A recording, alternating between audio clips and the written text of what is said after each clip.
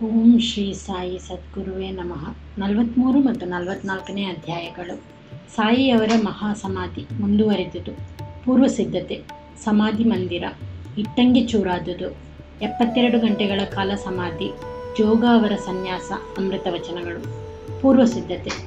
ಮನುಷ್ಯನು ಪ್ರಾಪಂಚಿಕ ಸುಖಗಳನ್ನು ಮರೆತು ಪಾರಮಾರ್ಥಿಕ ವಿಷಯಾಸಕ್ತನಾಗುವಂತೆಯೂ ಮತ್ತು ಪರಲೋಕದಲ್ಲಿ ಅವನ ಪ್ರಗತಿ ಸುಗಮವಾಗಲೆಂದು ಅವನ ಮರಣ ಸನ್ನಿಹಿತವಾಗುತ್ತಿರುವಾಗ ಧಾರ್ಮಿಕ ಗ್ರಂಥಗಳನ್ನು ಓದಿ ಹೇಳುವುದು ಹಿಂದೂ ಧರ್ಮದ ಪದ್ಧತಿ. ಪರೀಕ್ಷಿತ ರಾಜನು ಬ್ರಾಹ್ಮಣ ಋಷಿಪುತ್ರ ಒಬ್ಬರಿಂದ ಶಪಿಸಲ್ಪಟ್ಟು 1 ವಾರದೊಳಗೆ ಮರಣ ಹೊಂದಬೇಕೆಂದಿರುವಾಗ ಮಹಾಯೋಗಿಗಳಾದ ಶುಕ್ರಾಚಾರ್ಯರು ಅವನಿಗೆ 1 ವಾರದಲ್ಲಿ ಭಾಗವತವನ್ನು ಓದಿ ಹೇಳಿದರು ಎಂಬುದು ನಮಗೆ ತಿಳಿದ ವಿಷಯ. ಇದೇ ಪದ್ಧತಿ ಈಗಲೂ ಅನುಸರಿಸಲ್ಪಟ್ಟು ಮರಣ ಹೊಂದುವ ಮೊದಲು ಭಾಗವತ, ಗೀತೆ ಮುಂತಾದ ಧಾರ್ಮಿಕ ಗ್ರಂಥಗಳನ್ನು ಓದಿ ಹೇಳುತ್ತಾರೆ. ದೇವರ ಅವತಾರ ರೂಪಿಯಾದ ಬಾಬಾ ಅವರಿಗೆ ಯಾರ ಸಹಾಯವೂ ಬೇಕಿರಲಿಲ್ಲ. ಆದರೆ ಸಾಮಾನ್ಯ ಜನರಿಗೆ ಪಾಠ ಕಲಿಸಲೋಸುಗ ಅವರು ಸಹ ಇದೇ ಪದ್ಧತಿಯನ್ನು ಅನುಸರಿಸಿದರು. ತಾವು ಮರಣ ಹೊಂದುವರೆಂದು ಅವರಿಗೆ ತಿಳಿದಾಗ ವಜ್ಜೆ ಎಂಬ ಭಕ್ತರಿಗೆ ತಮ್ಮ ಮುಂದೆ ಶ್ರೀರಾಮ ವಿಜಯವನ್ನು ಓದಿ ಹೇಳುವಂತೆ ಆಜ್ಞಾಪಿಸಿದರು. ವಜ್ಜೆಯವರು 1 ವಾರದಲ್ಲಿ ಅದನ್ನು ಓದಿ ಮುಗಿಸಿದರು. ಬಾಬಾ ಅವರಿಗೆ ಇನ್ನೊಂದು ಸಲ ಓದಿ ಹೇಳುವಂತೆ ಆಜ್ಞಾಪಿಸಿದರು. ಈ ರೀತಿ 11 ದಿನಗಳು ಗತಿಸಿದವು. 3 ದಿನಗಳಲ್ಲಿ ಮತ್ತೊಂದು ಬಾರಿ ಪಠಿಸಿ ವಜ್ಜೆಯವರು ಬಹಳ ಬಳಲಿದ್ದರು. ಆಗ ಬಾಬಾ ಅವರು ವಜ್ಜೆಯವರ ಪಾರಾಯಣ ನಿಲ್ಲಿಸಿದರು. ಇದಕ್ಕೆ 2 ದಿನಗಳ ಮುಂಚೆ ಬಾಬಾ ಭಿಕ್ಷೆ ಬೇಡುವುದನ್ನು ಬಿಟ್ಟು ಸುಮ್ಮನೆ ಮಸೀದಿಯಲ್ಲಿ ಕುಳಿತಿರುತ್ತಿದ್ದರು.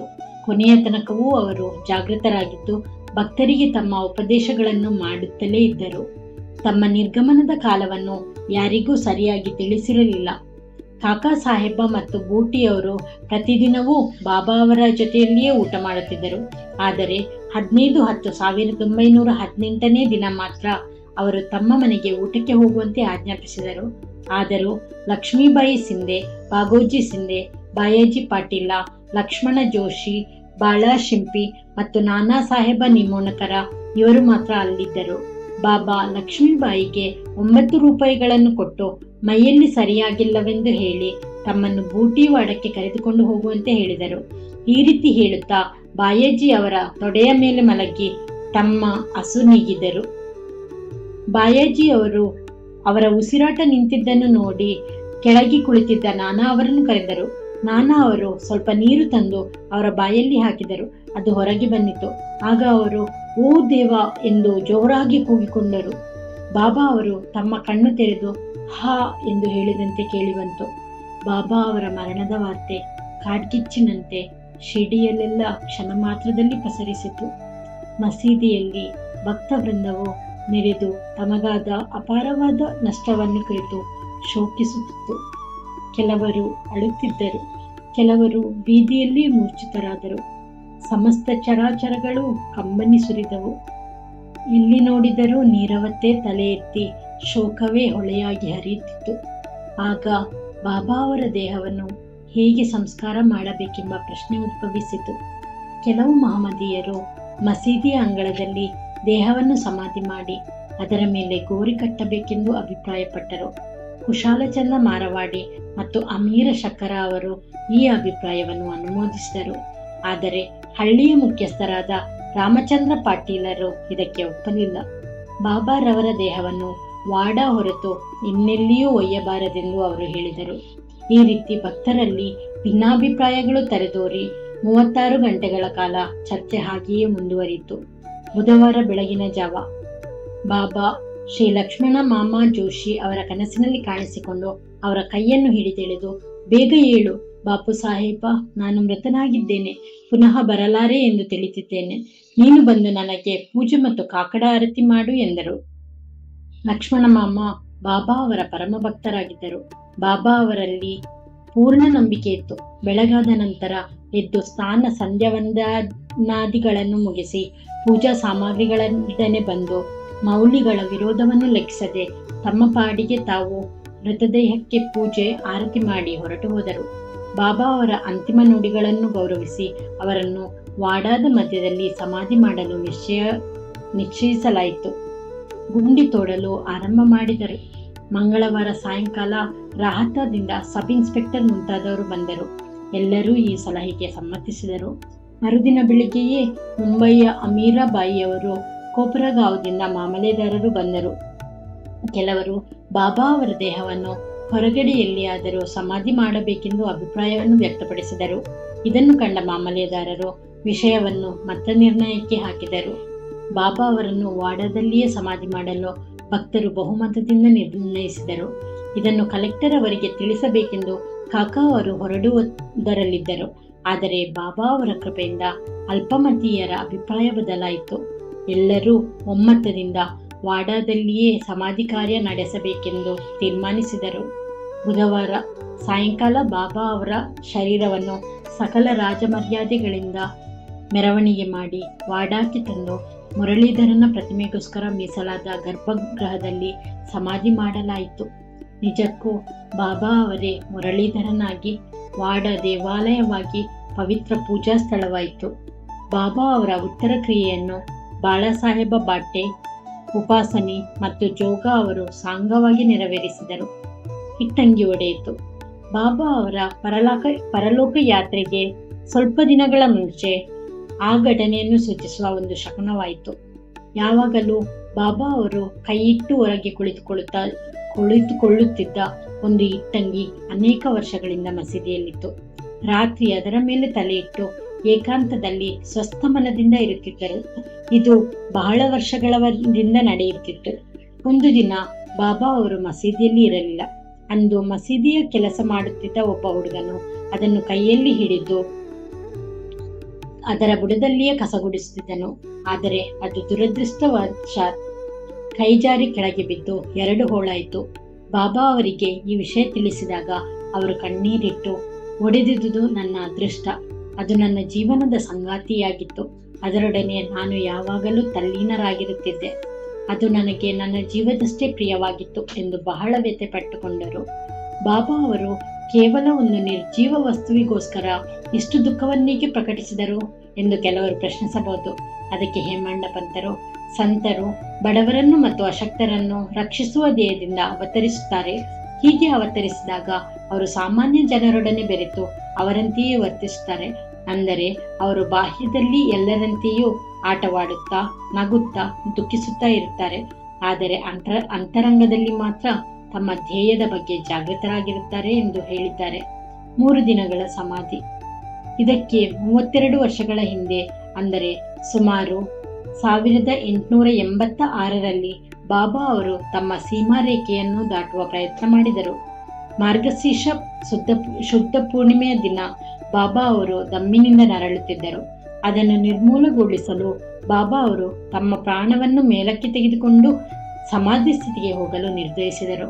ಆಗ ಅವರು ಭಗತ ಮಾಲಸಾಪತಿಗೆ, ನನ್ನ ದೇಹವನ್ನು 3 ದಿನಗಳವರೆಗೆ ಕಾಪಾಡು, ನಾನು ಮರಳಿ ಬಂದರೆ ಸರಿ, ಇಲ್ಲದಿದ್ದರೆ ಆ ಅಂಗಳವನ್ನು ಕೈ ಮಾಡಿ ತೋರಿಸಿ ನನ್ನನ್ನು ಹೂಳಿಬಿಡು, ಗುರುತಿಗೋಸ್ಕರ ಅಲ್ಲಿ 2 ಧ್ವಜಗಳನ್ನು ನೆಡು ಎಂದು ಹೇಳಿ ರಾತ್ರಿ 10 ಗಂಟೆಗೆ ನಿಸ್ತೇಜರಾಗಿ ಬಿದ್ದರು. ಅವರ ಪ್ರಾಣವು ಶರೀರವನ್ನು ಬಿಟ್ಟು ಹೋದಂತೆ ಕಂಡುಬಂದಿತು. ಎಲ್ಲ ಜನರು ಬಾಬಾ ಅವರು ತೋರಿಸಿದ ಜಾಗದಲ್ಲಿ ಬಾಬಾ ಅವರ ಶರೀರವನ್ನು ಹೂಳಲು ನಿರ್ಧರಿಸಿದರು. ಆದರೆ ಮಾಳಸಾಪತಿಯವರು ಅದನ್ನು ತಡೆದರು. ಬಾಬಾ ಅವರನ್ನು ತೊಡೆಯ ಮೇಲಿರಿಸಿಕೊಂಡು 3 ದಿನ ಕಾಯ್ದರು. 3 ದಿನಗಳು ಕಳೆದವು. ನಂತರ ಬೆಳಿಗ್ಗೆ 3 ಗಂಟೆಯ ಹೊತ್ತಿಗೆ ಬಾಬಾ ಅವರಿಗೆ ಜೀವಕಳೆ ಬಂದಿತು. ಉಸಿರಾಟ ಆರಂಭವಾಯಿತು. ಕಣ್ಣು ತೆರೆದು ಎಚ್ಚರವಾಗಿ ಯಥಾಸ್ಥಿತಿಗೆ ಬಂದರು. ಇದರಿಂದ ಬಾಬಾ ಅವರು 3.5 ಅಡಿ ದೇಹದಲ್ಲಿ ಜೀವಿಸಿ ನಂತರ ಅದನ್ನು ತ್ಯಜಿಸಿ ಹೊರಟು ಹೋದರೆ ಅಥವಾ ಜೀವಾತ್ಮದಲ್ಲಿ ಜಾಗೃತರಾಗಿದ್ದರೆ ಎಂಬುದನ್ನು ನಾವೇ ಊಹಿಸಬಹುದು. ಈ ದೇಹವು ನಶ್ವರವಾದದ್ದು, ಕ್ಷಣಿಕವಾದದ್ದು. ಆದರೆ ಅಂತರಂಗದಲ್ಲಿಯೇ ಆತ್ಮವು ಅಮರವಾದದ್ದು. ಈ ಶುದ್ಧ ಚೈತನ್ಯ ಸ್ವರೂಪವೇ ಬ್ರಹ್ಮಜ್ಞಾನ. ಅದು ಇಂದ್ರಿಯಗಳ ನಿಯಾಮಕ ವಸ್ತು. ಆ ವಸ್ತುವೇ ಸಾಯಿ. ಇದು ವಿಶ್ವದ ಚರಾಚರವೆಲ್ಲ ವ್ಯಾಪಿಸಿರುತ್ತದೆ. ಇದಿಲ್ಲದ ಸ್ಥಳವಿಲ್ಲ. ತಮ್ಮ ಧ್ಯೇಯವನ್ನು ಸಾಧಿಸಲೋಸಗ ದೇಹವನ್ನು ಧರಿಸಿ ಅದನ್ನು ಸಾಧಿಸಿದ ನಂತರ ದೇಹವನ್ನು ಬಿಸುಟಿ ಬಾಬಾ ಅನಂತರಾದರು. ಬಾಬಾ ಅವರು ನಿತ್ಯರು. ಅವರ ಮರಣವು ಕೇವಲ ಬಾಹ್ಯ ರೂಪವಾದದ್ದು. ಆದರೆ ನಿಜವಾಗಿಯೂ ಸಕಲ ಚರಾಚರಗಳಲ್ಲಿ ಅವರ ಆತ್ಮವು ವ್ಯಾಪಿಸಿ ಅವುಗಳ ನಿಯಾಮಕರಾಗಿರುತ್ತಾರೆ ಬಾಬಾ. ಅಂತಹವರಿಗೆ ಪೂರ್ಣ ಶರಣಾಗತರಾಗಿ ಅವರನ್ನು ಮನಪೂರ್ವಕವಾಗಿ ಪ್ರೀತಿಸುವ ಭಕ್ತರಿಗೆ ಇದರ ಅರಿವಾಗುತ್ತದೆ. ನಮಗೆ ಈಗ ಬಾಬಾ ಅವರನ್ನು ಪ್ರತ್ಯಕ್ಷ ನೋಡಲಾಗದೇ ಇದ್ದಾಗಲೂ ಸಹ ಶಿರ್ಡಿಗೆ ಹೋದರೆ ಅವರ ಸುಂದರವಾದ ಚಿತ್ರವನ್ನು ಮಸೀದಿಯಲ್ಲಿ ಕಾಣಬಹುದು. ಇದನ್ನು ಬಾಬಾ ಅವರ ಪರಮ ಭಕ್ತರಾದ ಪ್ರಸಿದ್ಧ ಚಿತ್ರಕಾರರಾದ ಶ್ರೀ ಶ್ಯಾಮರಾವ ಜಯಕರ ಅವರು ಚಿತ್ರಿಸುತ್ತಾರೆ. ನಿಜವಾದ ಭಕ್ತರಿಗೆ ಈ ಚಿತ್ರವನ್ನು ನೋಡಿದರೆ ಬಾಬಾ ಅವರ ದರ್ಶನವಾದಂತೆಯೇ ತೋರುತ್ತದೆ. ಈಗ ಅಮೃತಶಿಲೆಯ ಸುಂದರ ಮೂರ್ತಿ ಸಮಾಧಿ ಮಂದಿರದಲ್ಲಿ ರಾರಾಜಿಸುತ್ತಿದೆ. ಈಗ ಬಾಬಾ ಅವರು ಶರೀರವಿಲ್ಲದಿದ್ದರೂ ಸಹ ಸಜೀವವಾಗಿ ವಾಸವಾಗಿದ್ದಾರೆ. ಎಂದಿನಂತೆ ಈಗಲೂ ಸಹ ಅವರು ಭಕ್ತರ ಯೋಗಕ್ಷೇಮವನ್ನು ಚಿಂತಿಸುತ್ತಾ ಅವರಿಗೆ ತಮ್ಮ ಸಹಾಯವೆಸಗುತ್ತಿದ್ದಾರೆ. ಸಂತರಿಗೆ ಸಾವಿಲ್ಲ. ಅವರು ಸಾಮಾನ್ಯ ಮಾನವರಂತೆ ಕಂಡರೂ ನಿಜವಾಗಿಯೂ ಅವರು ದೇವರ ಅವತಾರ ಸ್ವರೂಪರು. ಜೋಗ ಮತ್ತು ಅವರ ಸನ್ಯಾಸ. ಬಾಪು ಸಾಹೇಬ ಜೋಗ ಅವರ ಸನ್ಯಾಸವನ್ನು ವರ್ಣಿಸಿ ಹೇಮಂಡ ಪಂತರು ಈ ಅಧ್ಯಾಯವನ್ನು ಮುಗಿಸಿರುತ್ತಾರೆ. ಭಕ್ತ ಬಾಪು ಸಾಹೇಬ ಜೋಗ ಅವರು ಪುಣೆಯ ಪ್ರಸಿದ್ಧ ವ್ಯಾಪಾರಿಗಳಾದ ವಿಷ್ಣುಬುವ ಜೋಗ ಅವರ ಚಿಕ್ಕಪ್ಪನವರು. ಅವರು 1919ರಲ್ಲಿ ಸರ್ಕಾರಿ ಹುದ್ದೆಯಿಂದ ನಿವೃತ್ತರಾದ ನಂತರ ತಮ್ಮ ಪತ್ನಿಯೊಡನೆ ಶಿರ್ಡಿಗೆ ಬಂದು ನೆಲೆಸಿದರು. ಅವರಿಗೆ ಸಂತಾನ ಪ್ರಾಪ್ತಿ ಇರಲಿಲ್ಲ. ಜೋಗ ದಂಪತಿಗಳು ಬಾಬಾ ಅವರನ್ನು ಭಕ್ತಿಯಿಂದ ಪೂಜಿಸುತ್ತಾ ಕಾಲ ಕಳೆಯುತ್ತಿದ್ದರು. ಮೇಘ ಅವರ ಮರಣದ ನಂತರ ಬಾಬಾ ಅವರಿಗೆ ಮಸೀದಿಯಲ್ಲಿ ಆರತಿ ಮುಂತಾದವುಗಳನ್ನು ಮಾಡುತ್ತಿದ್ದರು. ಇದು ಅವರ ಸಮಾಧಿ ತನಕ ನಡೆಯಿತು. ಜ್ಞಾನೇಶ್ವರಿ ಮತ್ತು ಏಕನಾಥ ಭಾಗವತವನ್ನು ಓದಿ ಅರ್ಥ ವಿವರಿಸುವ ಕೆಲಸವು ಇವರ ಪಾಲಿಗೆ ಬಂದಿತ್ತು. ಅನೇಕ ವರ್ಷಗಳ ಕಾಲ ಸೇವೆ ಮಾಡಿದ ನಂತರ ಜೋಗ ಅವರು ಬಾಬಾ ಅವರನ್ನು ಕುರಿತು, ನಾನು ನಿಮ್ಮಲ್ಲಿ ಬಹಳ ದಿನಗಳಿಂದ ಸೇವೆ ಮಾಡುತ್ತಿದ್ದೇನೆ, ಆದರೂ ನನ್ನ ಆತ್ಮಕ್ಕೆ ಶಾಂತಿ ದೊರಕಿಲ್ಲ. ಸಂತರ ಸಂಪರ್ಕದಿಂದಲೂ ಸಹ ನನ್ನ ಸ್ಥಿತಿ ಉತ್ತಮವಾಗಿಲ್ಲ. ನೀವು ಯಾವಾಗಲೂ ನನ್ನನ್ನು ಆಶೀರ್ವದಿಸುತ್ತೀರಿ ಅಲ್ಲವೇ ಎಂದು ಕೇಳಲು ಬಾಬಾ ಅವರು, ಸ್ವಲ್ಪ ಕಾಲದಲ್ಲಿಯೇ ನಿನ್ನ ಕರ್ಮವು ಸವಿಯುವುದು, ನಿನ್ನ ಪಾಪಗಳು ಸುಟ್ಟು ಬೂದಿಯಾಗುವು. ಆಗ ನಿನ್ನನ್ನು ಆಶೀರ್ವದಿಸುತ್ತೇನೆ. ನೀನು ಆಗ ಅರಿಷಡ್ವರ್ಗಗಳಿಂದ ಮುಕ್ತನಾಗುವೆ. ಅಂದು ಸನ್ಯಾಸವನ್ನು ಸ್ವೀಕರಿಸು ಮತ್ತು ದೇವರ ಸೇವೆ ಮಾಡು ಎಂದು ಉತ್ತರಿಸಿದರು. ಕೆಲವು ದಿನಗಳ ನಂತರ ಬಾಬಾ ಅವರ ಮಾತುಗಳು ನಿಜವಾದವು. ಅವರ ಪತ್ನಿಯು ಮೃತಳಾದಳು. ಅವರಿಗೆ ಮಮತೆಯು ದೂರವಾಯಿತು.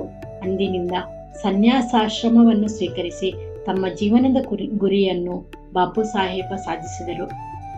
ಬಾಬಾ ಅವರ ಅಮೃತವಚನಗಳು. ಯಾರು ನನ್ನನ್ನು ಪ್ರೀತಿಯಿಂದ ನೋಡಬಯಸುತ್ತಾರೆಯೋ ಅವರು ನನ್ನನ್ನು ಕಾಣುತ್ತಾರೆ. ನಾನಿಲ್ಲದ ಜಗತ್ತು ಅವರಿಗೆ ಶೂನ್ಯವಾಗಿ ಕಾಣುತ್ತದೆ. ಅವರು ನನ್ನ ಲೀಲೆಗಳ ವಿನಃ ಬೇರೆ ಇದನ್ನು ಹೇಳಬಯಸುವುದಿಲ್ಲ. ಅವರು ನಿರಂತರವಾಗಿ ಯಾವಾಗಲೂ ನನ್ನನ್ನೇ ಧ್ಯಾನಿಸುತ್ತಾ ಯಾವಾಗಲೂ ನನ್ನ ನಾಮವನ್ನೇ ಉಚ್ಚರಿಸುತ್ತಾರೆ. ಯಾರು ನನ್ನಲ್ಲಿ ಪೂರ್ಣ ಶರಣಾಗತಿಯನ್ನು ಹೊಂದಿ ನನ್ನನ್ನೇ ಸ್ಮರಿಸುತ್ತಾರೆಯೋ ಅವರಿಗೆ ನಾನು ಚಿರಋಣಿ. ಅವರಿಗೆ ಮುಕ್ತಿಯನ್ನು ದೊರಕಿಸಿಕೊಟ್ಟು ನಾನು ಮುಕ್ತನಾಗುತ್ತೇನೆ. ಯಾರು ನನ್ನನ್ನು ಸದಾ ಧ್ಯಾನಿಸುತ್ತಾ ನನಗೆ ಮೊದಲು ಅರ್ಪಿಸದೆ ತಾವು ಏನನ್ನೂ ಸ್ವೀಕರಿಸುತ್ತಿಲ್ಲವೋ ಅಂತಹವರ ಅಧೀನನು ನಾನು. ಯಾರು ನನ್ನನ್ನು ಅವಲಂಬಿಸಿರುವರೋ ಅವರು ನದಿಯು ಸಮುದ್ರವನ್ನು ಸೇರಿ ಅದರೊಡನೆ ಐಕ್ಯವಾಗುವಂತೆ ನನ್ನನ್ನು ಸೇರಿ ನನ್ನಲ್ಲಿ ಐಕ್ಯವಾಗುತ್ತಾರೆ. ನೀವು ನಿಮ್ಮ ಅಹಂಭಾವಗಳನ್ನು ತ್ಯಜಿಸಿ ನನಗೆ ಶರಣಾಗತರಾಗಿರಿ ಎಂದು ಬಾಬಾ ಅವರು ಮಸೀದಿಯಲ್ಲಿ ಆಗಾಗ್ಗೆ ನುಡಿಯುತ್ತಿದ್ದರು.